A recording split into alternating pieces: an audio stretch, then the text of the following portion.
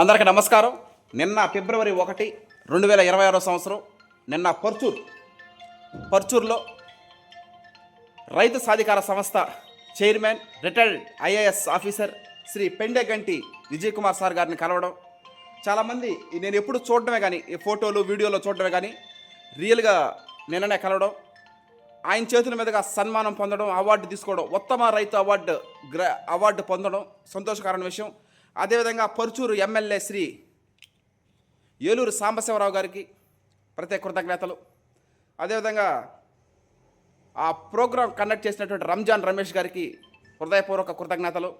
అదేవిధంగా గ్రామ భారతి సూర్యకళా మేడం గారికి, ఇలా అతిరథ మహారాజులందరి సమక్షంలో నిన్న ఆ అవార్డు తీసుకోవడం చాలా సంతోషకరమైన విషయం.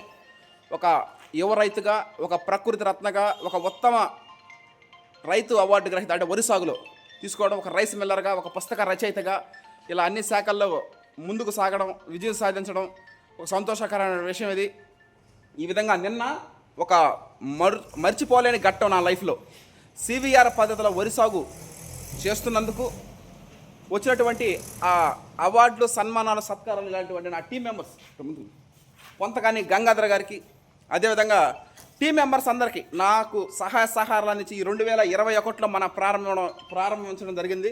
ఎవరైతే నాకు సహాయ సహకారాలు అందించారో టీం మెంబర్స్ అందరికీ ఆ అవార్డు అనేది అంకితం ఇవ్వడం జరుగుతూ ఉంది. టీం మెంబర్స్ లేనిదే హర్షత్ విహార్ లేడు. ఈ విధంగా నాన్నగారు వేటగిరి మల్లికార్జున గారు కానీ, చిన్నాన్న వేటగిరి పోలే కానీ, కొంతకాని గంగాధర్ గారు కానీ, ప్రాణ స్నేహితుడు సౌటూరు వెంకయ్య అయితేవి, అదేవిధంగా కొత్తగా వచ్చిన టీం మెంబర్స్ జనార్దన్ కానీ అయితేవి, పోట్లూరు హరీష్ అయితేవి, అదేవిధంగా అమ్మమ్మ కుడిభుజం పోట్లూరు సేనన్న కానీ, ఇలా అందరికీ ఆ అవార్డు అనేది అంకితం ఇస్తున్నాను. వీరు లేనిదే నేను లేను. ఈ విధంగా వీళ్ళకే ఆ అవార్డు అంకితం ఇవ్వడం జరుగుతుంది. Thank you.